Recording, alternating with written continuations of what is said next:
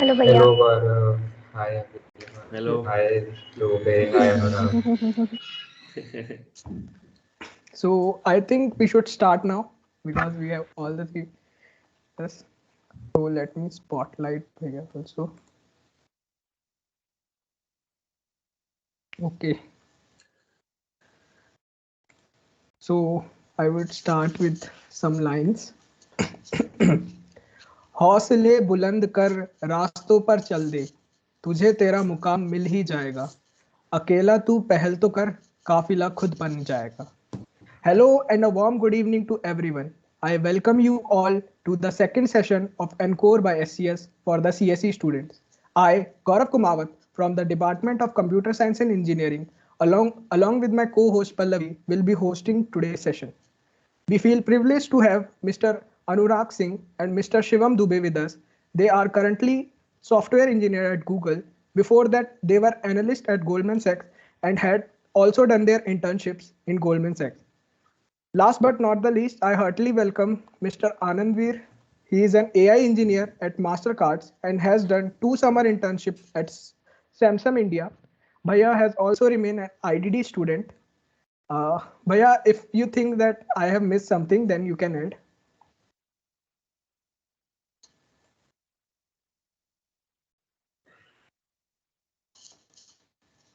Okay.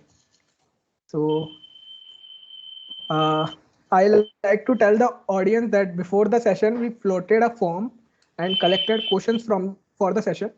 We will be addressing them throughout the session. Once we are done with the queries, audience can turn on their mics and can ask the question to the panelist. Handing over to Pallavi. Well, thank you so much, Gaurav. So I'll begin the questions now. Uh, Bhaiya, the first question arises in our mind whenever we join an institute. As a fresher, we are said to explore the things like what things we like. So what tips you would give to the freshers who must be confused now regarding what career they should pursue? Like how would you get to know that what exactly which path to choose in the being a fresher?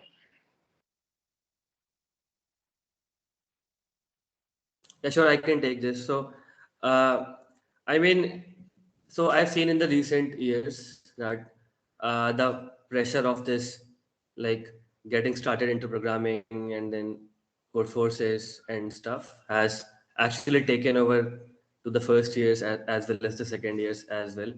So I mean, it's not a surprise that there are many red coders or orange coders for that matter from our college, and they're still in second year, for example, or third year.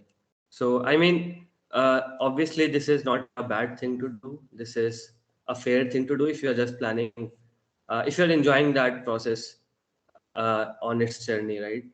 But making this more into like a competitive culture where the people who are not that much good into CP, uh, they actually feel kind of lost at times. So I think there is some problems to this new trend, or should I say, the new culture, that people are not getting enough time to explore what they would want to do if there was no such culture in place, right? So I mean, in the initial years for the first year, or even in the second years, you should not just follow what these other people are doing to get good placement. So first of all, I would like to just highlight that you should not care about placements at all, at least in today's day when I mean, the industry is growing so rapidly, and the number of jobs have, I think, close to doubled in the last 1 year. And yeah, so you should not worry about placements at all if you're already into an IIT and then you're studying computer science, right? So what I would do, what I would suggest instead would be to just uh, give some time to everything. For example, give some time to programming, obviously. Give some time to machine learning if you want. Give some time to some other clubs which you may like enjoy being a part of. For example, people sometimes join sports clubs and those things. So I think, yeah, that's equally important. It's your college life, uh, after all. I mean, so it's not like your job which you can switch after 4 years and then stuff like that. It will only happen once in your career. Like for many students, there are always opportunities for higher studies, but then just keep in mind that this is only going to happen once in your entire life, or in your entire career. So just not waste it like chasing ratings on code forces, or like, yeah, like chasing some very high placement, or because it's not even guaranteed in that way. You can always have that with keeping other things in mind, and trying to do other things as well. For example, as I said, machine learning. For few months you can try, let's say for a semester, you tried machine learning, and then you figured out that okay, this is the thing which I want to do, right? So then you may not waste your coming semesters in chasing ratings. So yeah, that's one thing. So that's, I feel till the second year you are still in that new phase where you are still exploring stuff. So till the second year, I think it's totally fine to just be in this process and just keep enjoying what you're doing and keep exploring what you want to do in the next 2 years, or for example in your next career overall. Yeah, that's it. Yeah, I would also like to add something to it. So, even if you take examples of all of us, like me, Anurag or Anand, so whatever we are now, for example, let's take the internships. So the internships we got was a matter of the summers we had in the second after the second year. So it's all about those 2 3 months you invest and you get what you want. So it's not like if you want a job at a good company, you need to invest those 2 or 3 years or semesters doing code courses and a lot of other stuff. So it's always about those last 1 or 2 months. Given that you have a strong foundation, given that you have had the basics and all those right, so it's not that you need to do code courses all throughout. You can try all those stuff. In fact, if you take example of Anand, so he got this AI role for which I think he did prepare for I think like 1 or 2 weeks, because most of the preparation we have is mostly for DSLGO, and he was so smart in taking out like what exactly would be the need of the interview, because it's like you need to choose that what is something which the person is going to ask, and that's the thing I want to know. So you can prepare for those last, let's say, 2 or 3 months, and you can get to the desired state which you want to. So it's more of like the first year and the second year. So this must be kind of invested in knowing most of the stuff, rather than specializing in something which you can do it at a later point of time. Let's say after second year you realize that CP is something which you enjoy. So then you can continue in like doing and excelling there. But for the initial 1 and 2 years, you should actually invest that to explore the breadth of all the things which are being offered, being in this IIT or computer science. So there are a lot of things that are offered. Though we ourselves explored everything like too less, we were majorly into coding and all that. Yeah. More advisable for you folks would be that you know everything first before committing yourself completely to it, because at the end you will get those desired results even with like 3 or 4 months of effort. So that's not a very big deal. Even if you take for the switch we did, so it was like I would say we did the practice and all thing for mostly 2 or 4 months. So even for that, you can prepare it for those 4 months. You don't need to be always doing code courses or lead code or GHG. It's just a matter of all those ending months, which gives you the desired results. Yeah, adding to that, what Dubey said. So, see, my college experience has not been computer science at all. I have just studied computer science to get a job, okay? So, I'm not the right person to give you any kind of advice on, machine learning or this or that. Yeah, in job, definitely when you have a degree of CS, when you go to job, basically it is a platform for you to open up. Now you go into a job which definitely requires some work out of you, and then you have to do it. It's not like college, okay? You go to your prof and in PTP you say some nonsense and he will say okay fine, and you get away with it. So that's not how it is. It works, in real world. So, but at the same time, I would say getting your basics right, as Dubey mentioned, is very, very important. And then you can, I think, if you look at placements, because I was also part of placement team. So placements are not even, I mean, you should even not bother about it. Even if you don't get expected placement out of your college, straight out of your placements, there are ample opportunities right now, as you all would have, I'm sure you are familiar with.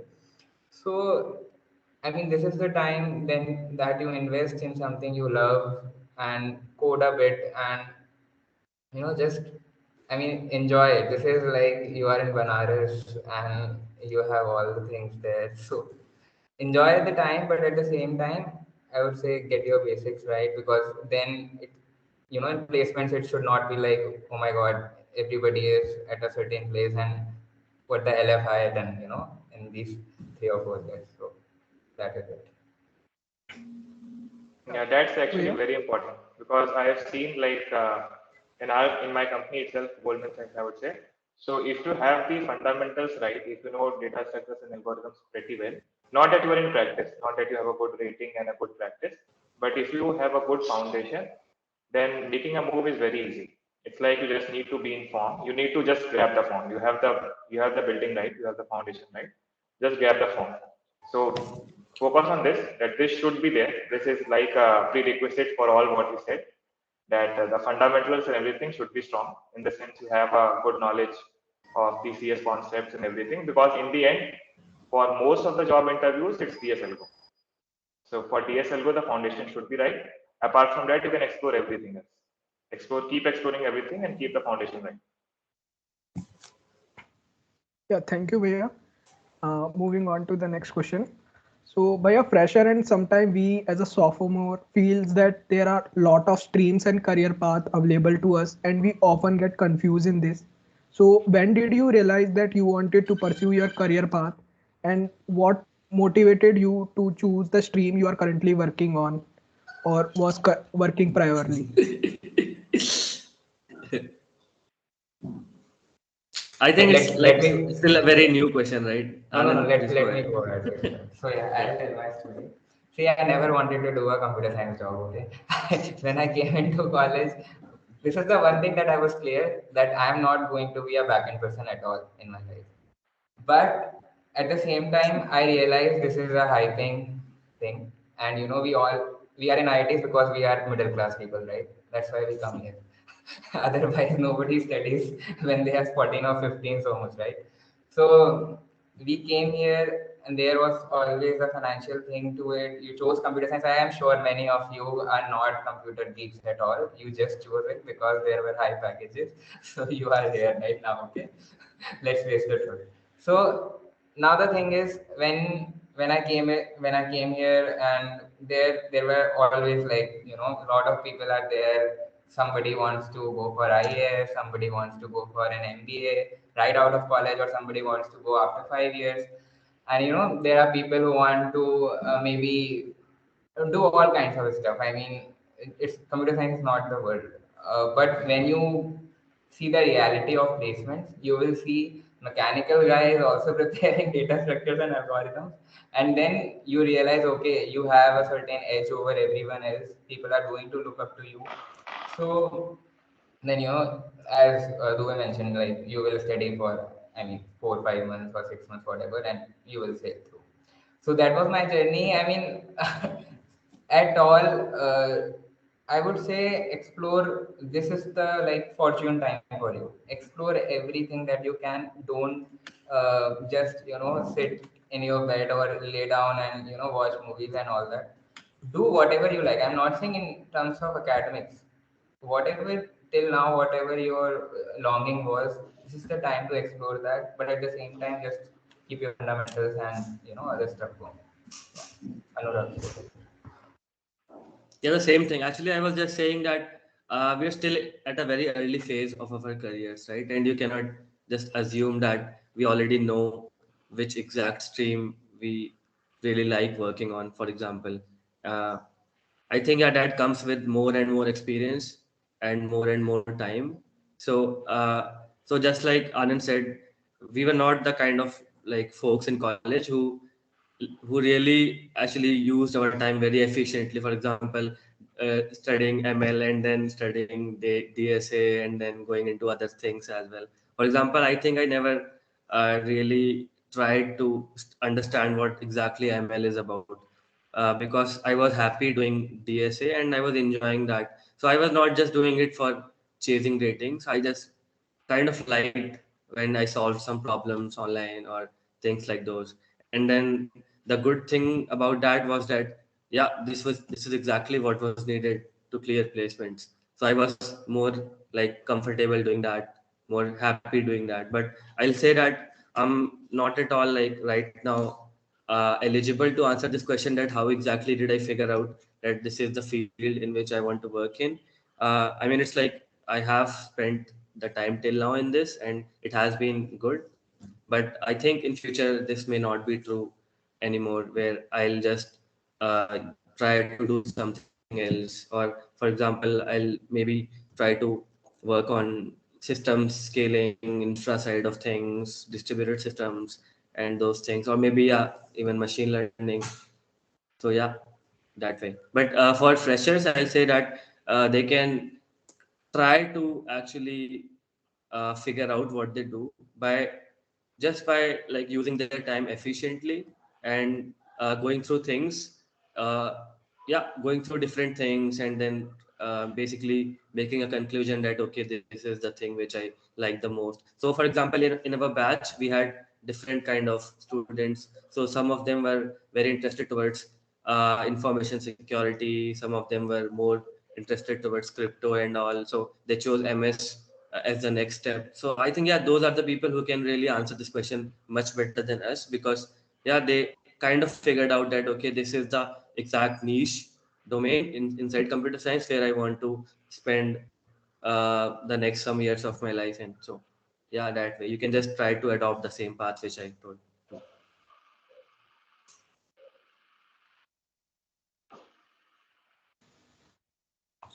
Shivam bhaiya, would you like to add something? Yeah, I mean, very much on the same lines. Like, we kept doing what excited us, and we ended up doing something which was useful for placements. So it inevitably helped us quite a lot. And on that note, I would say that even if we were the someone who didn't do competitive programming to that extent, even if we had good foundation, we wouldn't have suffered it heavily. I mean, we would have prepared for placements and got it right.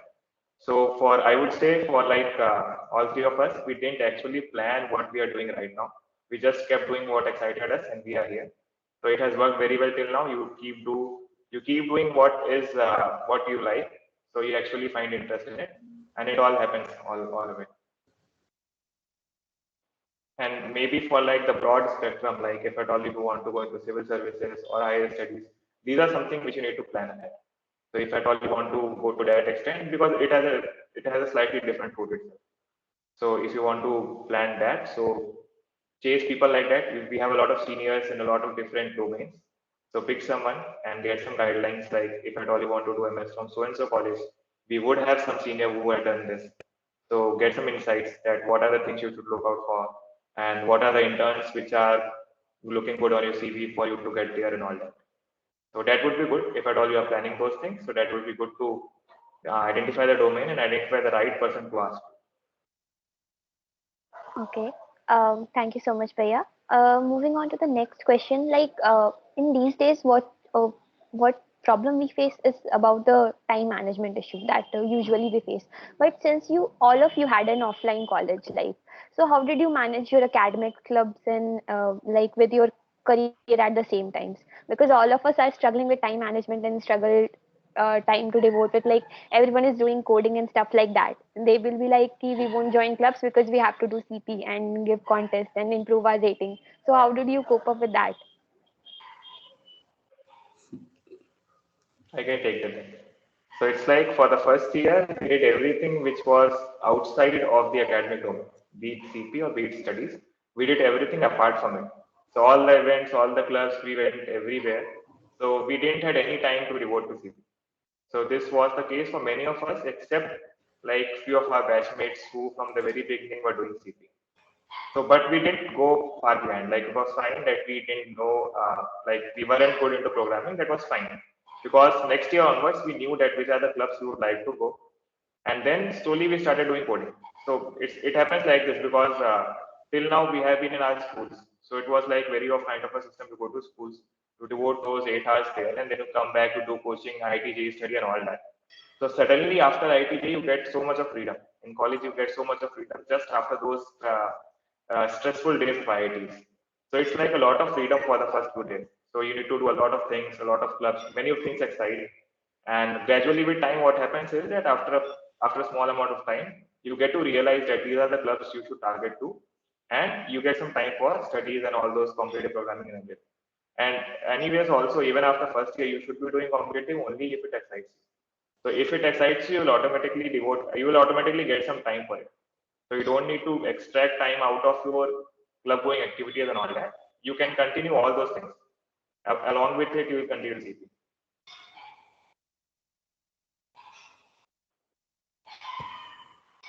Yeah, Anurag Bhaiya, Anand Bhaiya, would you like to add something or the same thing?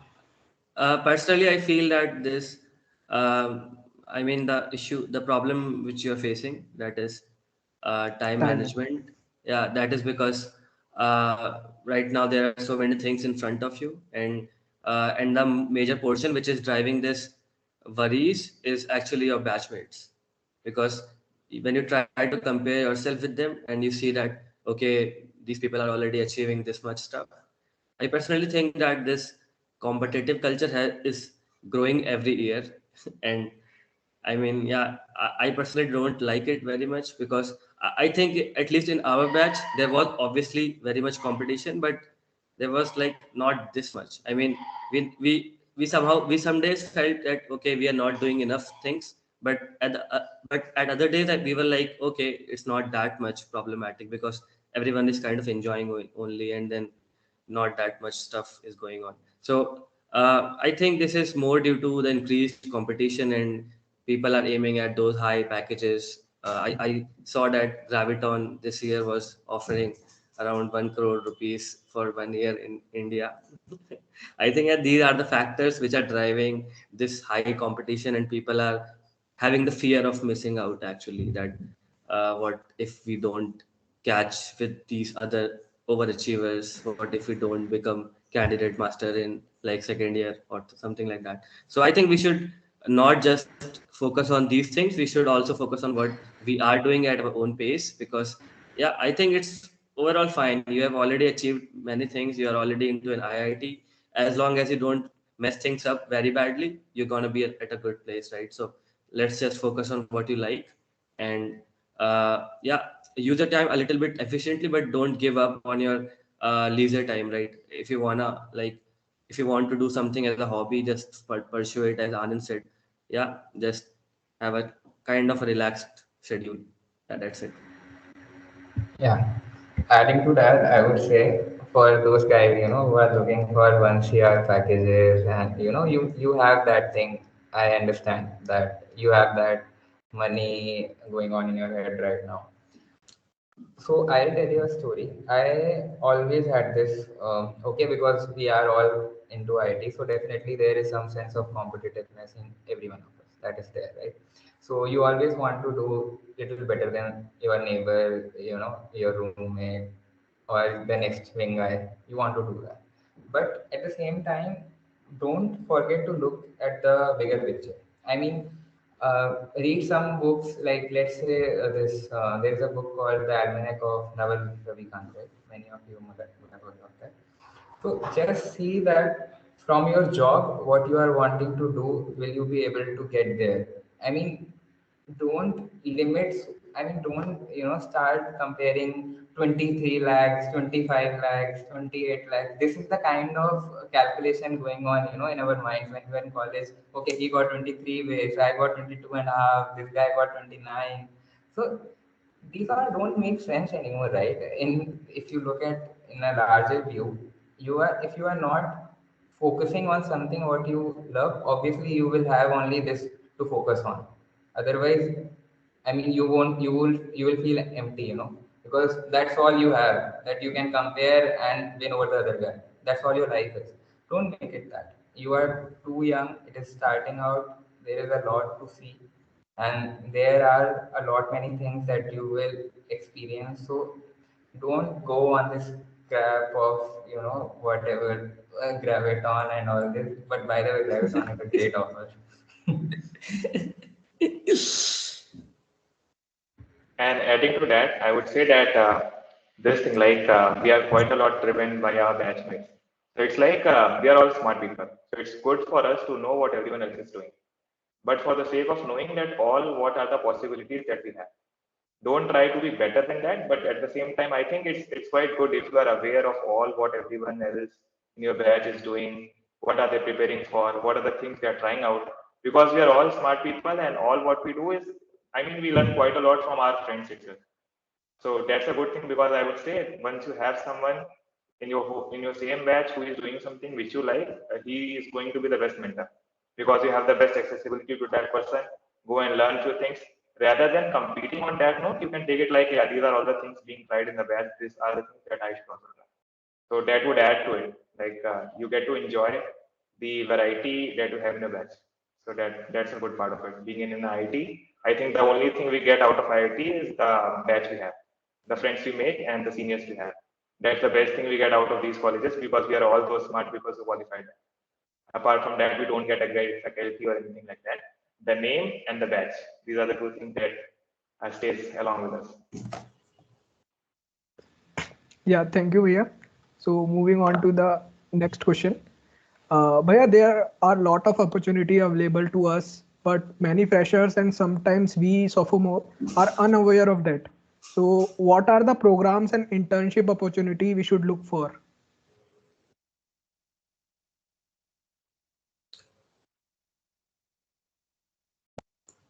Shivam, would you like Yeah, to? I can Yeah. take that. So I would say, like, the truth is that these things actually change at a very rapid pace. So what used to happen when we were in second year, we were in what, 2016. So we are 6 years behind that. So what used to happen at that time has widely changed. I mean, we used to have internships like Inspire and all this, some government internships, and a few of the colleges. People used to go into some IITs to do some research intern and all that. So I think that since these things change at a large pace, so the best audience to get this answer would be the batch itself. So because many of the folks in the batch would be trying different things. So what we used to do here is what, that the batch has a good coordination. Like if you have an opportunity, which is good for others to explore. So you get to tell your friends, or maybe you tell it on the group itself, and then more of the people in the batch try for it. So that was the, I would say, that was the communication way which I used to get those information. I wasn't the one who used to search for all this or search for these opportunities. In fact, I got to know all this from our batchmates, because we are kind of like, we have a few of the batchmates which are friend with a lot of different friends of different colleges. So they get the entire picture of what's happening with all the sophomores of IITs, what are they doing, what are the things to target to, and all that. So that's going to be the best guide for this, I would say. And um, specifically for my case or our case, we didn't had clear targets of any internships like this is something which I would like to go for. Rather than that, we actually prepared for the upcoming internship interviews in the second year summers. So that was the case for me. Yeah, right. We don't have that much. I mean, we did not actually use much of these resources or like well-known internships or kind of. I mean, yeah, so it was mostly standard procedure. Yeah. Yeah, and these days I don't know, but LinkedIn is also a sort of good place because I see a lot of opportunities for internships, especially for sophomores, I guess. So yeah, that is Right. also a good point. Okay. All right, Bhaiya. Thank you. Moving on to the next question. Like nowadays, we see that companies mostly focus on DSA. Therefore, like people are more into. They know that we have to work on the DSA stuff, so they jump into competitive programming and stuff. But many students tend to lose their interest in CP after a certain duration of time. So, like, when did you guys started like you switched your role from analyst to SD? So, what were your take? What were your take on this? Like on competitive programming, or we should focus on the concept? What would your take on this?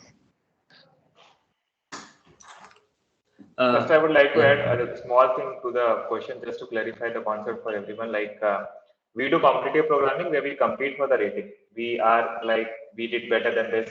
In fact, for many of the contests, me and Anurag were like, I did better than you, I was there and you were there, and all this. So, but what happens in an interview is that you are not competing there. You just need to have the knowledge and Okay. you need to answer a question. It's not like I am taking an interview of five folks and who answers first will get the job. So it's a little of a different game, I would say. So yeah, I mean, practicing on code courses is competitive programming, and practicing on lead code for an interview is what is the preparation for interview. So what happens most of the times is that even if you don't like CP, because in CP it's like you get frustrated if the ratings don't move much and you have some wrong answers and all that, that's a little dismotivating them. Rather than that, lead code for preparation of the interviews is a different game. So most of the time it happens that even if you don't like code courses, you may be enjoying lead code. So that's a different matter altogether. So we should not be saying it like this, that if you want to be good at interviews or competitive or like data such an algorithm, then competitive programming is the only way. It's like you have CP, it's an edge, but practicing on lead code is something which will give you the job interviews and all that. You don't need to be a master on code courses. You just need to prepare a few of the questions on lead code and you can like excel in them. Yeah, Nura, go on. You were saying something, I interrupted. No, no, yeah. Most of the things are the same. Other things I were mentioning that these, I mean, the DSA based interviews are still in trend, and I think these will be the primary ways of selecting candidates for upcoming few years as well. So I think that that's a good take that you can practice things on lead code and make a good foundation in college. Yeah, that's perfectly fine. And also uh, you can also focus a little bit on system design and like OS principles and basically the computer science fundamentals, because what I've seen in the industry is that with time the selection criteria for startups mainly are is changing. I mean, it's not that DSA based anymore. So I mean, I have interviewed at various places. This includes a lot of startups as well, and I've seen that this is not very much similar to what Google or Facebook or Microsoft, for that matter, asks. And it is more like they focus how much you know about like computer networks or computer like operating systems, and then a little bit of system design as well. These are not difficult questions at all, but these are very fundamentals at the same time. So you should, I mean, if you don't know the fundamentals of CS, but you are very good lead coder, or like you have a very good high rating on some platform, then I think it makes a little less sense to be a good software engineer from the same skills, I feel. And that is what startups have realized. I'm not sure how soon or how late the big companies like Google will realize this, but I've seen that startups have already started changing their selection criteria based on this. So yeah, that gives us one more reason to not just be like the best lead coder of your college, rather than just be a person who knows a lot of things about CS in general. Adding to this, I have seen, so basically in machine learning, if you go for specific machine learning roles, so let's say applied scientist in Amazon or data and applied scientist in Microsoft. So even they will have around, I think there are around 2 rounds. There are total 5 rounds, but 2 rounds are specific to coding. And it is not at all the kind of leak code hard questions that you are expected in Google or, it is, as Anurag mentioned, it is very much the fundamentals and, just that the data structures, when to apply what, the logic behind it. So it is fundamental in that sense, and agreed to him again that even specifically for machine learning, I know in startups they are now focusing on giving assignments, and as they do in US, right? You get an assignment, you get a day, and you have to complete that, and then there are further rounds. And so your assignment is basically a work. It is like you can go to your home and you can figure out things, you can use net, whatever, but you need to complete it in one day. And it is not like in 30 minutes or 35 minutes you have to, if you have mugged up the solution, then you will vomit it. It's not like that. You have to know the fundamentals if you want to answer those questions, right? So, so that is very important that in I think in coming years this will change and this should change. I think. Right. Yeah, thank you, Bhaiya. So moving on to the next question. So Bhaiya, there is this common saying that 8 CPI से ऊपर GPA रखो, then you are all good to go. So to what extent did the courses offered to you and your CPI in college help you in your career? मेरी CPI 7.91 थी first year में भी और 5वें साल के and के बाद भी। तो मैं परफेक्ट हूँ, देखो जॉब लग गई मेरी। बट या भाई कर लेना, मतलब it is important. I still regret going to that senior who said कि भाई सीजी से कुछ नहीं होता, enjoy. No, CG matters, but yeah again not completely, but yes, it is obviously, you know, they, if a good CGPA is there on your resume, they know that you are a sincere candidate, so that is a good point. Yeah, totally. I think this matters actually. I mean, I'm not saying it's a sufficient criteria or necessary criteria, but it matters for sure. I mean, I would like to just share an example. So when I was at the last stage of my Google interviews, so at the team matching stage, uh, when I was talking to that hiring manager, the initial words which he spoke was that you are from IIT BHU CSE, right? मैंने कहा हाँ, I am from there. बोलता है and then you are your CPI is 9.43 something, right? मैंने कहा हाँ. तो फिर and then he was like amazing, and I was like okay, this depends a lot on the interviewer or the hiring manager itself. It's not some hard coded criteria which people use for shortlisting resumes. I'm not sure about that, but I feel that if some interviewer is obsessed with high ratings or high CPI, then he's gonna give you an edge over other candidates. Yeah.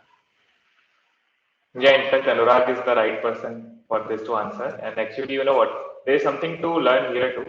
That the courses, what you study in the courses, and the CPA you get, they are not kind of a relation, I would say. So it's not like to get a good CPA, you need to study well, make notes, and study hard and all that. So this is something which whose master is Anurag, and this is something which I learned from it throughout the semesters. So it's like for the when if you want to get a good grade, you need to be sincere like a week, or maybe I would say most important are those few days before the exam. Two And if days. yeah, just 2 days before the exam, this is what you need to be preparing for it, and you need to be smart in the examination. You need to be smart, you need to write it well, and you need to be good in your copies and all that. So that gives you a good CGPA. So it's like having a good CGPA when there is so less of an effort for it to invest. Like, don't give an excuse that you want to do competitive programming in 3 days before your exam. That's just an excuse. If you are so much passionate about it, you can do it before that all and all. So devote those, maybe like you can take the last week before the exam, devote it for increasing the CP, increasing the CGPA, and it works well. You just devote few hours to it, be sincere to it, and you will get decent grades, and it helps actually. All right, Bhaiya, thank you so much. Moving on to next question. Like all of you had this offline placement procedure. So would you like to give us some tips and tricks that you followed? Like what are the do's and don'ts in the journey of placement that you followed? Because nowadays, since we are attending classes online, so everything is happening online. The procedure is completely online based only.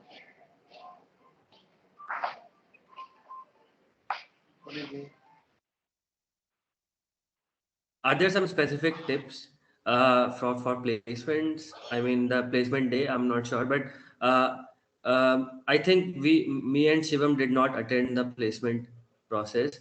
Anand, did you? Yeah, I did. I think you should answer this then. I did, and I also held 3 years of placements, so I know. See, one thing is your attire, you being confident. So that is the biggest thing. Okay, you being confident. I'm not saying go and even if you don't know the answer, speak rubbish. No, but what you are saying. If a person repeats that, you should be able to say, yeah, I was saying that. I mean, it should not be that okay.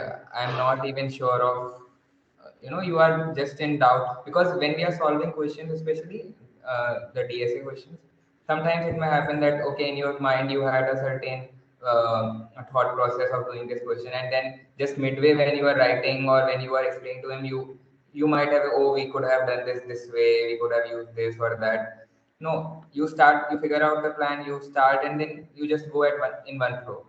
So I have seen this happen there were excellent people who deserved the positions they wanted, and they had been specifically learning for that. You know, they had been very specific companies, but I mean, somebody else got that offer, and this guy was rejected in the first round. So that happens because, and I have, taken him for various interviews because he had four shortlists in day zero, and he was sweating. So, I mean, that day I learned, okay, whatever studies you have, whatever learnings you have, they are one thing, but how you present them is a completely different game. So that is, I think, very crucial when if you talk about placements, because everybody has studied. Okay, whoever is going there, whoever has cleared the rounds, the placement test, they know it. But what makes the difference is how you basically present and how you are at that particular time. So yeah, that was But I think even in general interviews that Shivam and Anurag had applied, you would have followed the same thing, right? Right, yeah. I would say confidence matters much more than what you know, because you know what? That the interview is going to talk to you for those, let's say, 45 to 1 hour. This is the max duration an interview is going to spend with you, maybe 60 minutes or 45 minutes. So this is not at all enough for him to know all what you know. So this is like maybe you are not such a great person, you don't know a lot of things, you don't have the most strong foundation and all that, but it doesn't matter. All that matters is that what you are showing the person there. So just show the person that as if you are the best candidate in your college. Make him believe that. In fact, you know what? When we were giving this interviews, I mean making the switch, the interviews we give at companies, we are very much asked for the projects you did, what was the team and all that. So when you present something there, you act as if you are like the manager of the entire team. So you behave as if you are like the owner of Goldman Sachs. Maybe you're not. The person doesn't know what you did.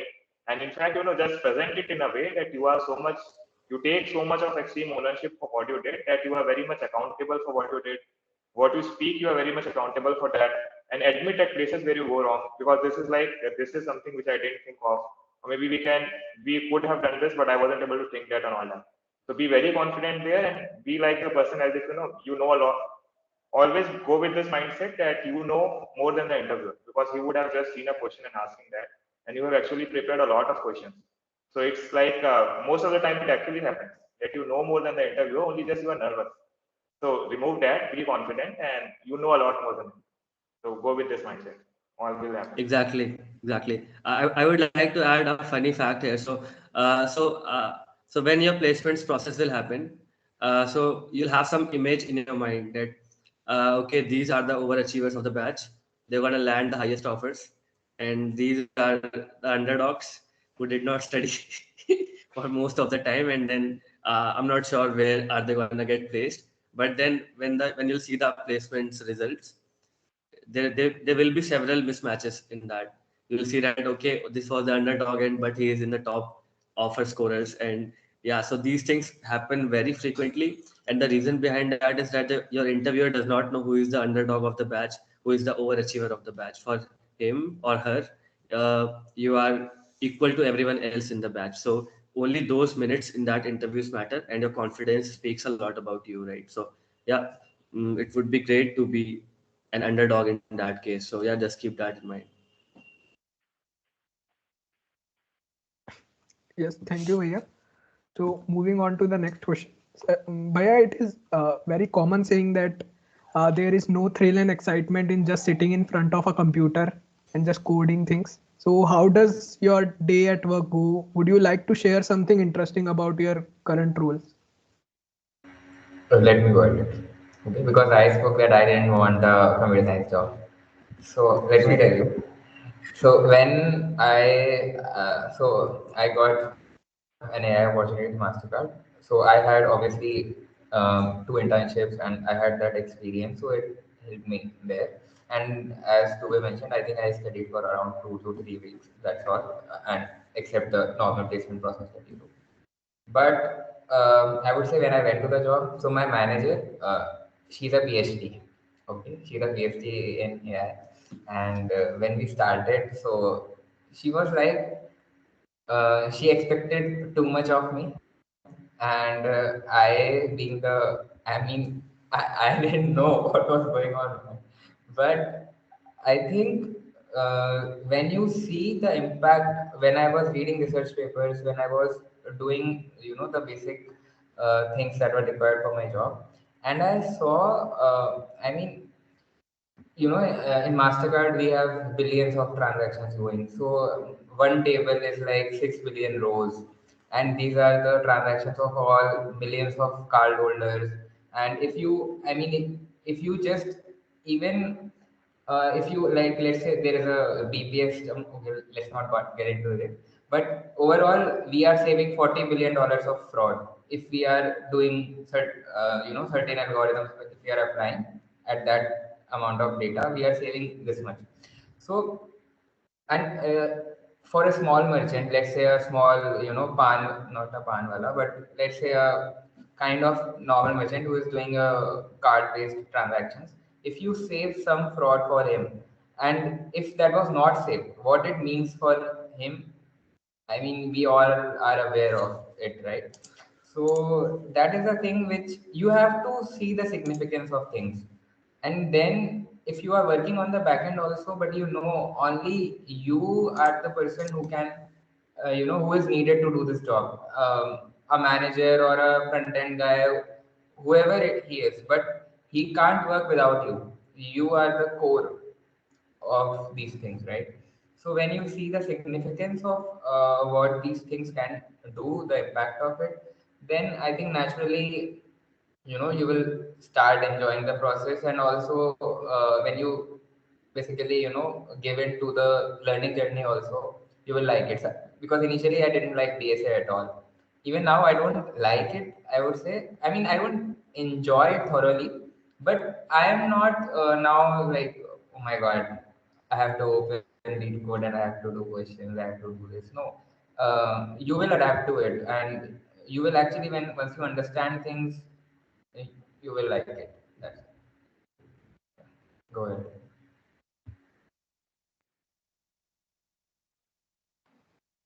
Right, yeah. Adding to it, I would say yes. In fact, sitting in front of a laptop and coding is, I would say, quite exciting because we not only code, there are a lot of different things happening. You design stuff, you discuss things, you read a lot of things, you learn along with it, test and deploy. A lot of different things happen. Though in college we just studied this, you solve a question writing code, but in reality there are a lot of different things happening. You need to do a lot of stuff like what are the number of machines this should be deploying, the jobs and everything. So this makes the job interesting, and it is exciting. But to say that this is the most exciting thing I do is definitely not true because I'm doing this because it pays. There are a lot of other things which we know, which we learn, which excites us more. But yes, it pays, so we are doing it. And at the same time, it's quite good. You don't get bored because there are a lot of different things happening and things change quite a lot. It's not like a college project where you're doing something and in the same semester also your juniors are doing something. So things change quite a lot. What you have done right now will vanish and something new will appear. So new things keep happening, which will keep you busy. So yeah, it happens that way. But the truth of the story is that since it pays, we are doing it.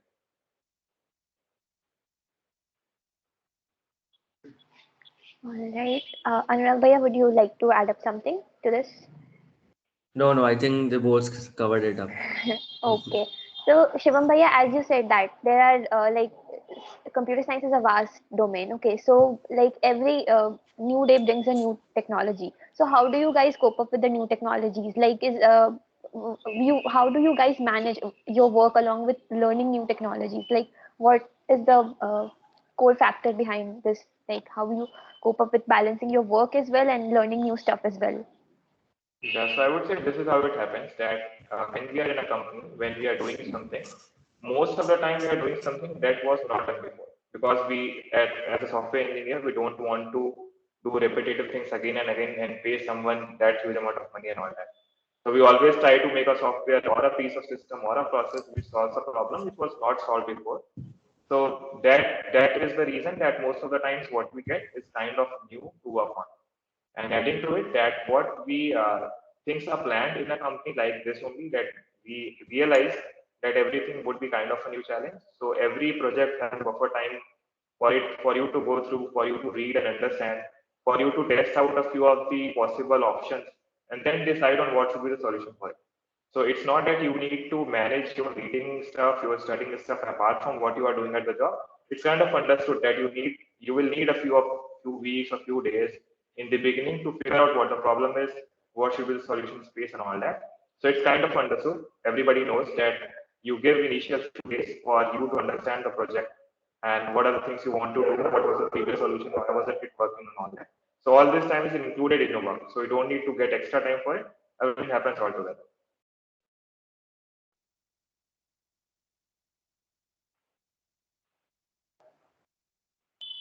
Anand Bhaiya and Anurag Bhaiya, would you like to add up something to this, like how you guys manage your work along with the learning new stuff?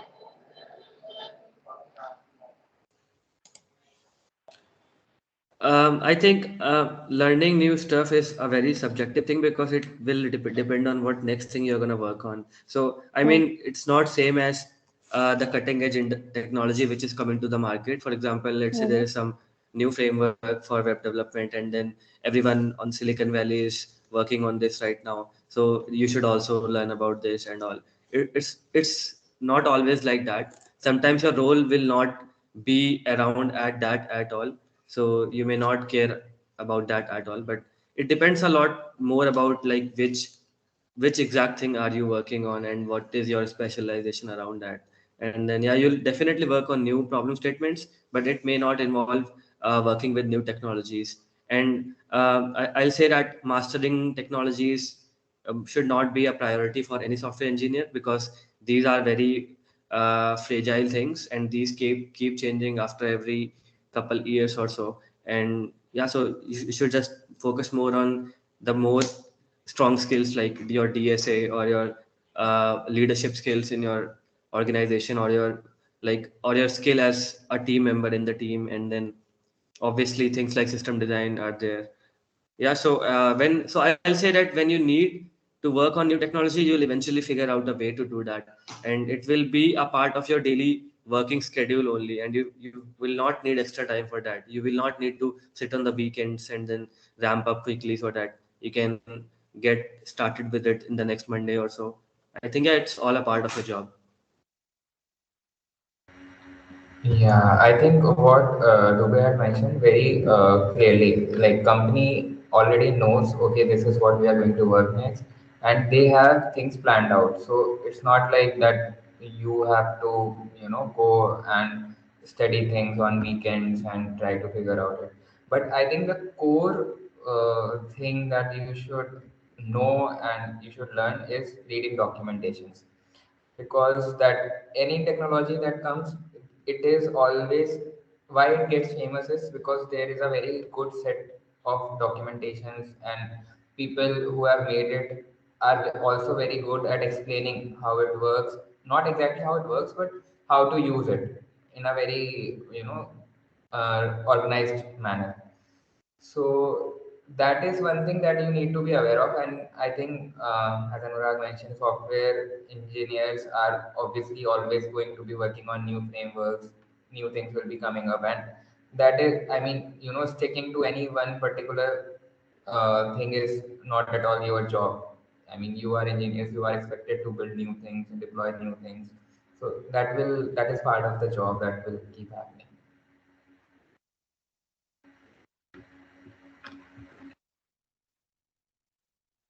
Okay, thank you so much, Bhaiya. I think we are done with the questions. So I would like to request the audience to put up their question in the chat box if they have any. Else they can unmute their mic and ask the questions as well. So, Hello, hello. hello. Yes. Yes, you are audible. I Hi, hi. okay, I have a question that if I want to explore the machine learning field, then what should I start, or what are the beginning tasks, and what should be the roadmap to start that, and how to proceed further? Yes, Mira. What did he? I missed it. I think he is asking for ML. What is the roadmap for ML? Okay. So I would say for machine learning, first thing is that you need to know machine learning is not different from computer science. It is an extension of computer science. And first thing is that you need to get your fundamentals right. You need to understand how uh, programming works, first of all, and then the limitations of programming and why we came up with a new way to tackle this limitation. So basically, what you can't code up, you have found a way that okay, you feed the data into the computer and he will learn how to code up things for you. So basically, that is the core logic for machine learning. And then if you are asking this from interviewing perspective, then I would say interviewing is much about getting your ML. So basically, there are ML breadth and ML depth. That is what are the rounds which are being asked in these companies. So you need to know the breadth also a bit. So it's not like that if you are working in particular domain, let's say computer vision, then you know every thing of computer vision. But then if I ask you a fundamental of machine learning and you don't know about it, so that's not going to work. You need, because it's all the same. I mean, the domains may be different, but what you are essentially doing is the same, more or less. So getting the ML breadth and then ML depth rounds, what is required is that you, whatever projects you have worked on in your internships or maybe in your VTP, uh, if you have worked on an autoencoder, let's say, you should know why that particular loss function is being used in that. Why you have, what we do is basically we just get a code, we try, hyperparameter optimization, and we just okay, yeah, accuracy area, and we just show it. But that's not how people will appreciate you. You should know why you are, if you know a hang of why you are doing things beforehand, then it is much better. Then you are a good you know how things work, and you are not just doing hit and trial there. So, and particularly if you ask for resources, Entry is the best place to go. CS229 Stanford course. That is the best. That's what I did for my interview, and that is the go-to-go course. And probability statistics are also needed. But I think what we guys are supposed to do are more of applied scientists, applied ML roles. So it is not about that you know how transformers work completely, but it is more about applying it into the right domain. So that is what you should focus on applying things. So for that you need coding as well, programming things, and also knowing okay what set of machine learning principle is going to be applied for this problem. Okay. I hope that answers your question. But one doubt I also have that this B.Tech students are not more into ML. Only IDD students are more into this ML and AI. Okay. So is this any Good, good. advantageous for them or means? Yeah. So this is where IDD wins. Finally, we have something why we chose IDD. So see, in ML roles especially, I would say if you go for applied scientist role or in Amazon, Microsoft, or you go for FB machine learning engineer roles, I mean, there is sometimes preferred education is PhD and minimum education is MTech, and sometimes minimum is BTech, preferred is MTech. So anyways, you win. You will definitely have an edge over others, but at the same time I would say don't get too specific to ML because it also requires coding. Keep your coding on, because it is the number of job openings are very less compared to the plethora of jobs you have for SD. And then you need to have those competing offers, because if you want to have good salary you need many things, so from that perspective I would say don't narrow down on things right now. Just lose yourself, explore everything, if you have interest, keep applying for those positions. And I think there are SD and ML roles also in Google, I know there are. And I think you get to do a lot of building machine learning models and all those things there as well. So getting your SD prep right is the core. You first get that, and then you can explore more. But yeah, and many of the our seniors, means like third year seniors, they have said that for ML we need to means many of, if you want to get good job or something do some good, then you have to go to the higher studies. Most of them go to the higher studies. So, what is your take I, on this? I think that era is gone. I mean, if you look at it, even PhDs right now have to do lead code. Okay, I know a person, he did some 600 odd questions, and he was, see, even PhD, what you do in academia is a hell lot different than what you do in companies, right? Academia, you don't have 6 billion rows of data, okay? You have a small set. What you will do is, basically in academia, you will focus on model optimization. You will take one particular set of data, small data, and you will apply different models and try to get best results out of that particular model. And then that is how you make a paper, right? What you basically do is you show, okay, we applied 5 models, this is the best accuracy and how this is different. But in real world, dealing with this large amount of data, which is very messy, data cleaning, and that's where there is a whole domain of software engineering called data engineering, where data cleaning, data management, building these Hadoop pipelines, this all comes into the picture. So so basically, uh, companies are looking for people who can apply things, who can build products, and how they can monetize them. It's not about doing some research paper.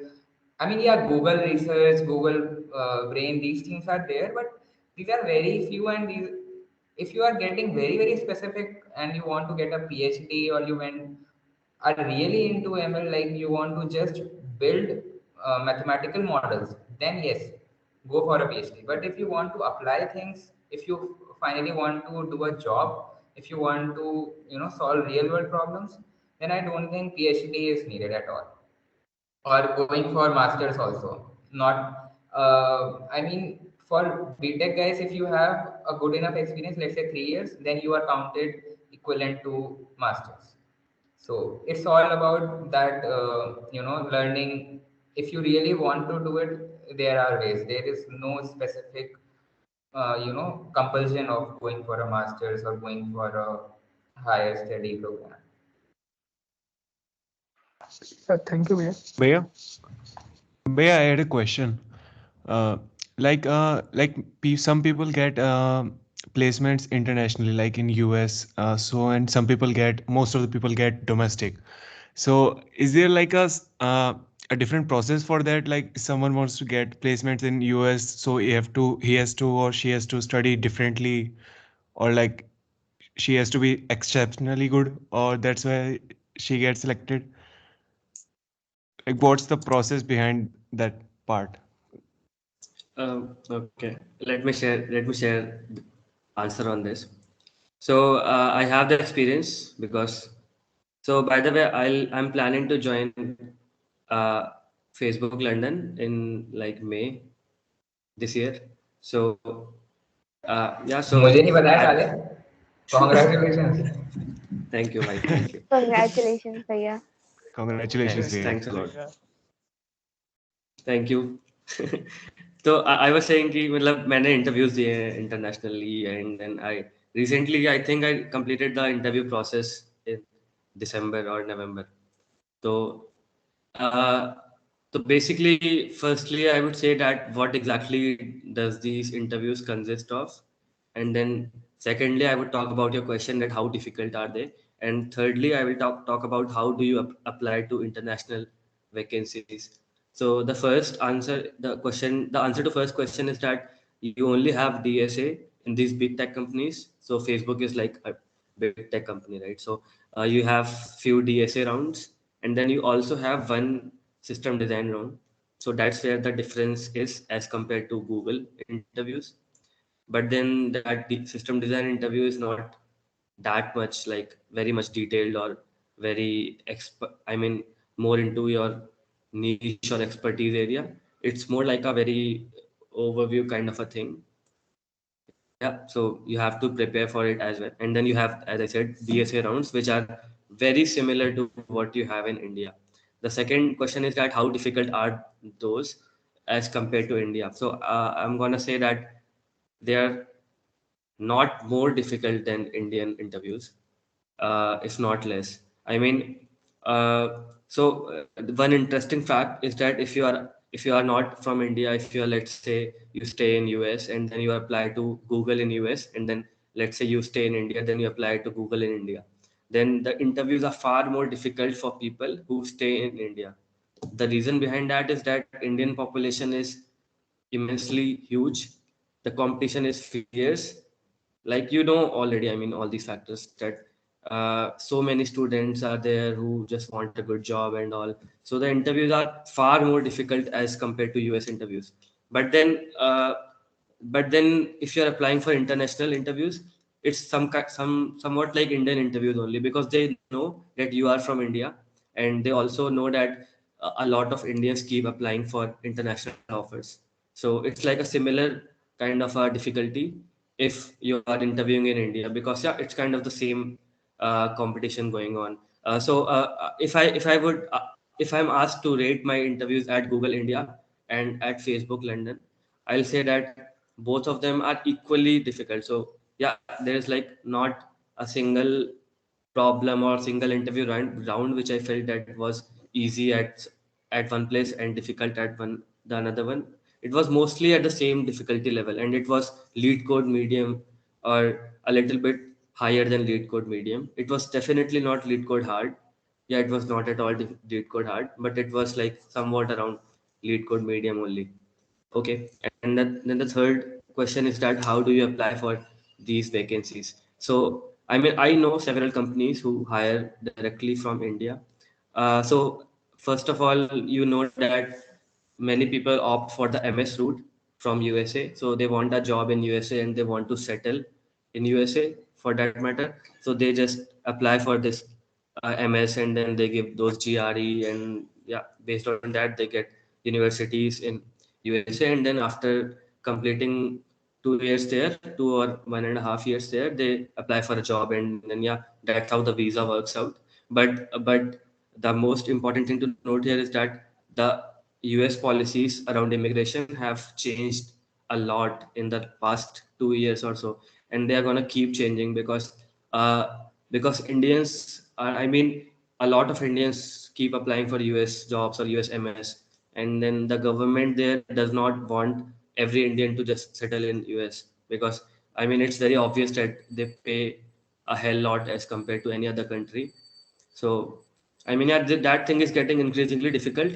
So, I'll say the easiest path to do that would be to just land in a good company in India or a good company in some other country, and then you can have an internal relocation. So, companies like Amazon, Google, Facebook, I'm not sure about Microsoft, but these companies are very like flexible around internal relocations. Uh, so yeah, that's there. And if you want to apply for some Europe country, so for example, if you want to land a job in Google Zurich, Google Switzerland, or Facebook London, Google London, then you can directly bag an interview from India. Just make sure you have a good profile, make sure you have a good referral, or make sure that you know some recruiter from there. So in my case, one of my colleagues had a contact of a recruiter at Facebook. So yeah, I started talking to the recruiter on email, and then yeah, I got my interviews. So I think it all depends on if you have a good profile or a good resume. And I think for all of you who are present on this call, you're gonna have a great resume, of course, because you are from a very good college. So yeah, that's the perk of being in IIT, and I'll say so. You'll easily bag an interview if you want to. Yeah, and just make sure you study, and just like you do for any other Indian company. Hope that answers your question. Yes, Via, thank you.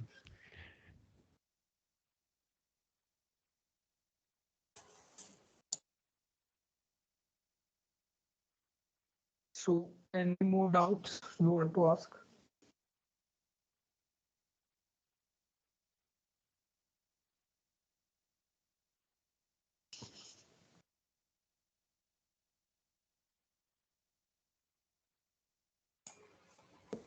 No. So, Pallavi, we should conclude, right? Yeah, I think we are done with the questions now. So, well, thank you for this amazing session. Now, I'd like to extend a vote of thanks and Bhav? gratitude to our esteemed guests. Actually, I had a question. Oh, okay, okay, yeah, go on. Okay, Bhav. Yeah, how can we Oh, get rid of that nervousness that we feel before an interview? Because this time it is completely online, so that nervousness is getting just. There is no solution for it because if the college were online, we could have gained confidence. But since it's online, we can't do that. We just sit before the laptop at one place only.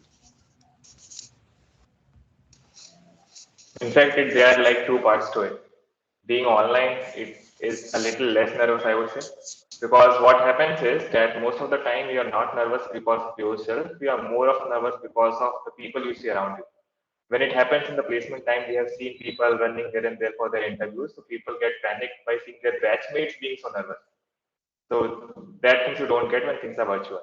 And apart from it, like it's like this that when you go to an interview, never ever assume that the person there is knowing something more or something like that. Just take it like this that maybe assume the person in front of you as a batchmate of yours. Maybe अरे ये तो वही है ऐसा ही होगा like that you go there and in fact all that comes only if you have the confidence which comes if you have the good foundation. So just prepare well and be confident that you know the answer and approach the questions in such a way like even if you don't get to the final answer, don't get to the panic state like I'm not knowing this, what should I do and all that. Be very attentive to those 30 minutes or 40 minutes, whatever it is. Because many of the times it happens that even if you don't get the right approach in the beginning itself, but there are more of the hints that go all together. So pay attention to it and feel it like the person sitting there is just your friend. Maybe not as a friend, you can take it like someone whom you with you are quite comfortable with. Just assume it like that and go to the interview with that feeling. Like the person there doesn't know much or more than you. Go with that feeling. Another thing I would like to add is that particularly interviews, they are not, if they pose a question to you, it is not just that they want to get the right code out of you. It is more of a discussion. I mean, I have seen like they will actually, a good interviewer will always want to get the best out of you. So he will make sure to do everything that makes you comfortable and you basically you are at your best then. So he will drop hints. He will basically try to align you. So you don't have to worry about all those things. All the good companies are going to visit college, and you will surely have great interviews. So nervousness is not at all a thing. It is like a discussion. Just prepare well. That's it. Once you prepare well, everything is then sorted. I mean, you have that confidence naturally because you have prepared.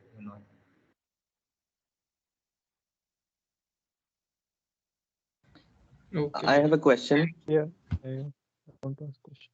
So there is an imposter syndrome all the time कि curriculum courses पे ज़्यादा They can ध्यान ask. नहीं देना चाहिए and give your time to CP and stuff.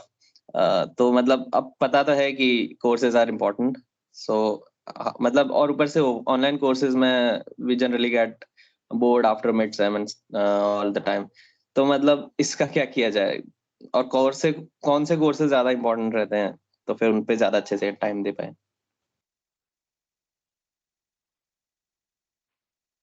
I think I would add this to it. Ki, let's say there are few courses which are something which is expected out of a CS graduate. Like you can say operating system हो गया, data structure algorithms हो गए, networking हो गए, and all this.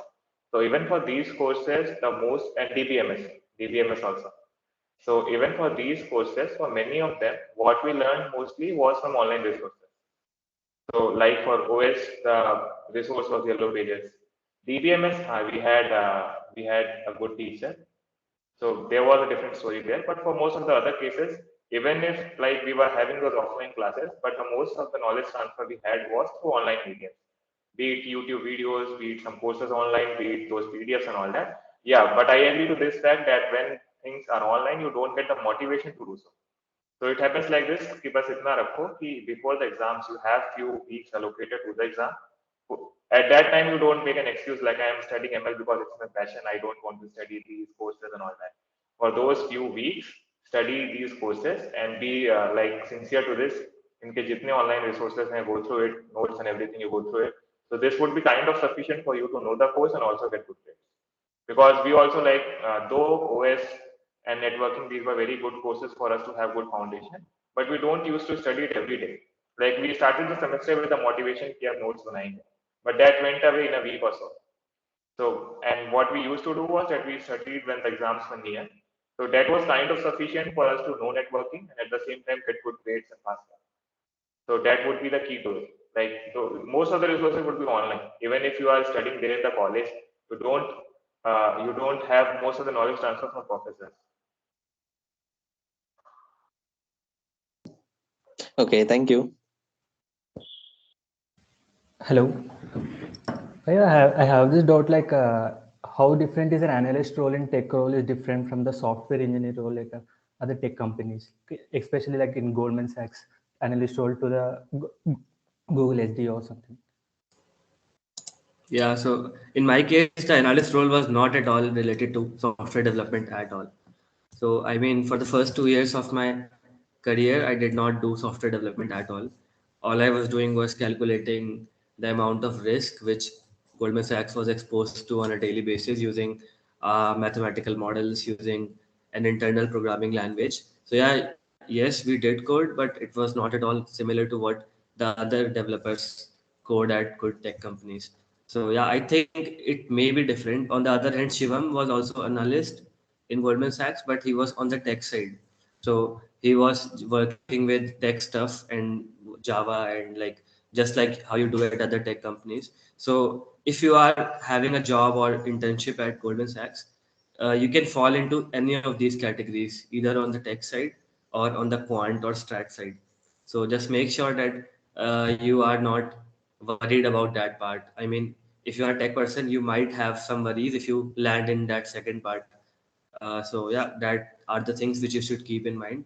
But yeah, one important thing is that you need not worry about switching at a later stage. So as you can see my case, I did not have any experience in software development, but still then I switched to Google and then I'm switching to Facebook. So it does not matter at all that okay if you did all this in your initial years or you did all that in your initial years, as long as you have a good strong understanding of DSA and system design. Yeah, as long as you are doing good at interviews, they're not going to bother about what you did earlier in your career because you are still a very junior person. You're not like a person with 10 years of experience or a staff engineer or a principal engineer. So they don't care what you did in your earlier years. It's very easy.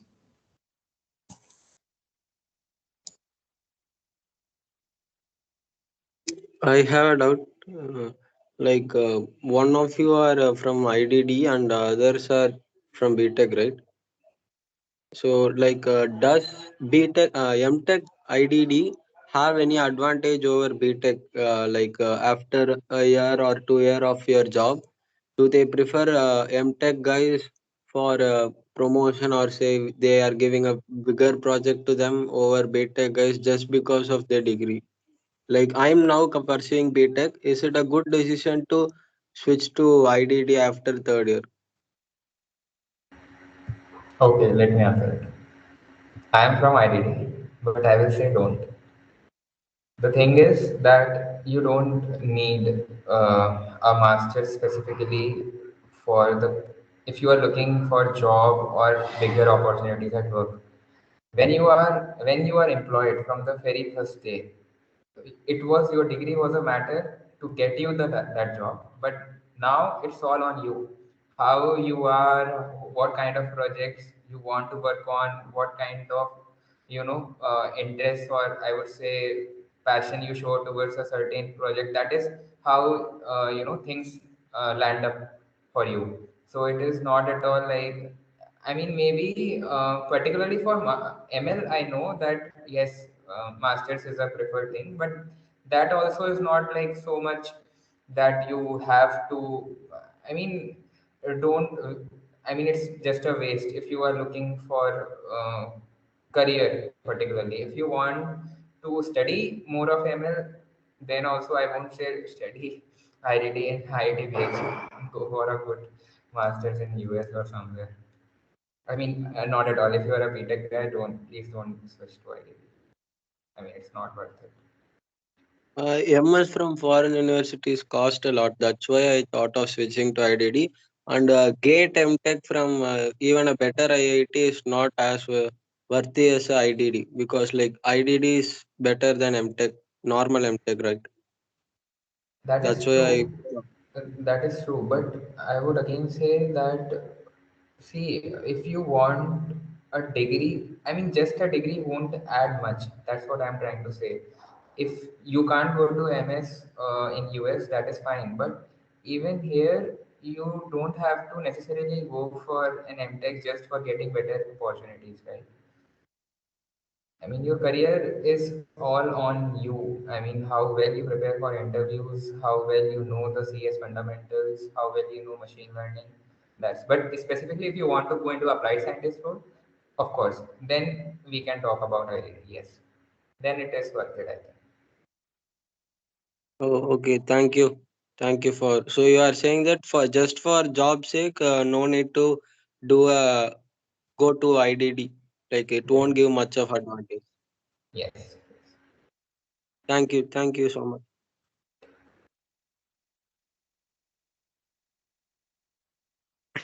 Any more questions?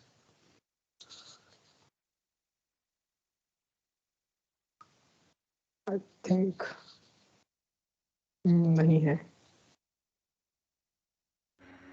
Okay, so you all guys are from CSE second year.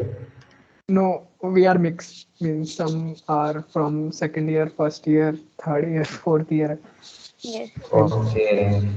Yeah, I whosoever see. got the link came. Okay, now only 51 are here. 72 were there, I think, in the beginning. So I'm Mostly will sure see we'll the go deeper. recordings. I'm sure. No, no. Oh, it was not at all boring. Okay. Mostly will see the recording. I'm damn sure. They are used to of see the recordings in online classes. So They will Oh, do this 2x thing and then we'll go Sunday over. है ना आज Sunday है. They have other plans. right, Uh, right. But how is like, oh, I'm like, I can't even imagine online college. I'm yeah, sorry. it's Wait. kind of it's but yeah, kind you of a can't joke on. imagining, and we are imagining offline college. Like it's like that for us. We are waiting lucky थे for हम the हमारा last batch था degree.cpl. शायद degree वाला last batch हमारा ही था फिर उसके बाद एक्चुअली मुझे भी But it कॉन्वो is पे pretty easy. मेरा भी वर्चुअल हुआ है, Just तुम लोगों imagine का क्या था? yourself. Uh, या sure. Bhaiya was from IDD, so 1 year later, I got. So, any more question or anything? भैया आप कुछ बताना चाहें, कुछ ऐसा ही जनरल बातें जो मतलब जनरल टिप्स एक जो हमें देना चाहें मैं कंक्लूड. 1.5 घंटे से तो बोल ही रहे लगातार नहीं नहीं हाँ, मतलब एक ऐसे टिप. ठीक है ऐसे मतलब ऐसे मैं तो एक क्या टिप मेरी तरफ से, लीड कोड कर लो, काम आएगा बहुत. ठीक है भैया sure. Hmm So Pallavi, are you there? Yes, yes, and there is just a problem of light in my house. Okay. Okay, I'm so sorry for that. Yes, so thank you. I think we are done with the questions now. So I would like to extend a vote of thanks and gratitude to our esteemed guests for their valuable time and resources. So your suggestions definitely will really be insightful and it will help us to learn. Now I would like to call up the coordinators to share the mementos. As a gesture of thanks from SCS IIT BHU, we would like to now present the e-mementos to our guests. So, yeah.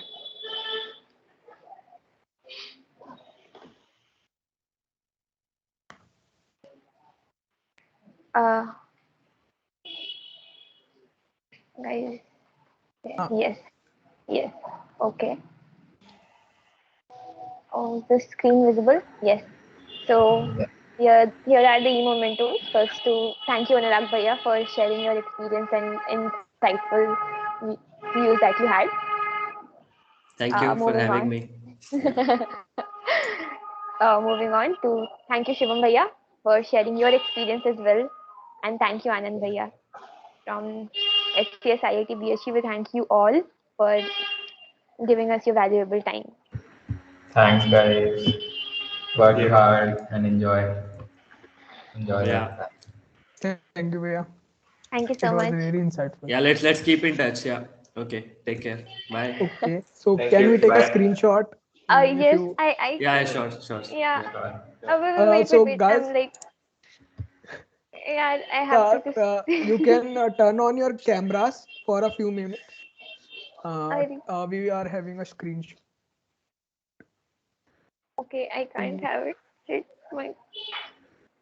Pallavi के घर light नहीं है फिर भी she is I'm trying trying to. my best. What I can do. I'm just Mm, rotating my. yeah, it sometimes happens. Uh, Rahul, can you take a Yeah, go screenshot? Rahul. Windows key Shift S. Let's move to large gallery, then I will take. Yeah. So it's Yeah, go on. Yeah, Go on. large. yeah, I have done. Hey, I'm there Okay. in the screen. Yeah, it's okay. you are in my photo. No worries. I kindly share that with me.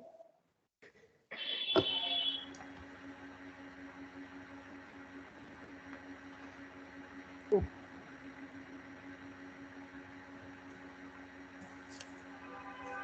yeah, thank you. Thank you so much. Okay. Thank चलो you. Bye सब लोग. Bye. Bye. Take care. Thanks, Bye. Thank you. guys. Bye Bye. bye. All the best, Bye. Bhaiya. Bye. Bye. Stay in touch. Bye.